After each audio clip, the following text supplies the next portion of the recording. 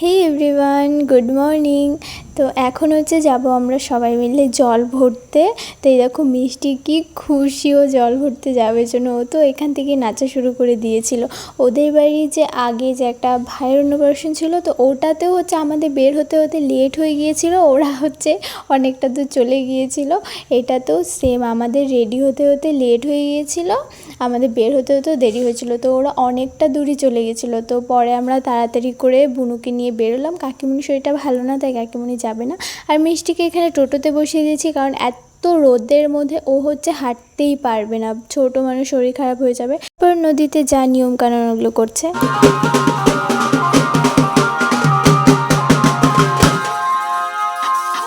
আর এদিকে হচ্ছে মিষ্টি টোটোর মধ্যে ঘুমিয়ে পড়েছিল। তো কাকিমুনি ওকে কোলে করে নিয়ে বাড়িতে ঢোকাচ্ছিল। তো ও তখন হয়তো জেগে গিয়েছিল। তারপরে দেখি ফট করে পিছন দিয়ে কোথা থেকে যে নিয়ে এসে পড়েছে। আমি তো দেখে ভয় পেয়ে গেছিলাম। আর দেখো এখানে বুনুটাকে স্নান করানোর জন্য কত সুন্দর করে ওকে সাজিয়েছে। আর এখানে ওর ফটোশ্যুট চলছিল। আর এই গরমের মধ্যে শরবত দিয়েছিল। শরবতটা খেয়ে এত ভালো লাগছিল, কারণ প্রচণ্ড রোদ ছিল। যাওয়ার সময় তো বেশ হচ্ছে নাচতে নাচতে গিয়েছি, যে কি মজা, জল ভরতে যাচ্ছি। তারপর অর্ধেক রাস্তায় গিয়ে যা শরীর খারাপ হচ্ছিল, আমার তো প্রচণ্ড খারাপ লাগছিল। এত রোদ, তার মধ্যে এতটা দূর, অনেক কষ্ট করে গিয়ে অনেক কষ্ট করে এসেছি।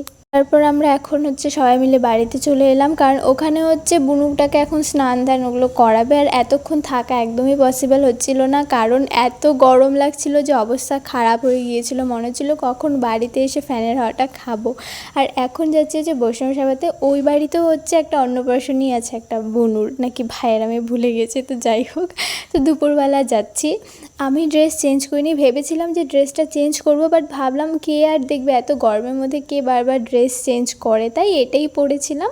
খালি হচ্ছে একটু চুল টুলগুলো ঠিক করে বেঁধে হচ্ছে তিলক দিলাম। আর পিঙ্কি এখানে কী জানি খ্যাপাচ্ছিল আমাদেরকে যাওয়ার সময়। তারপর এসে আমি আর মাঝে কোনো ভিডিও করিনি, কারণ জায়গাটা ওদের একটু শর্ট ছিল, তো প্রচণ্ড ভিড় ছিল। তারপর খাওয়া দাওয়া করলাম। এখানে হচ্ছে একটা ভাইকে দেখেছিলাম, আমার বেশ সুন্দর লাগছিল, তো কোলে নিয়ে ওকে একটু আদর করছিলাম। তারপর আসার সময় দেখি কি এখানে একটা গাছ, তো এখানে এই গাছটাতে না একদম সানফ্লাওয়ারের মতো লাগছিল দেখতে।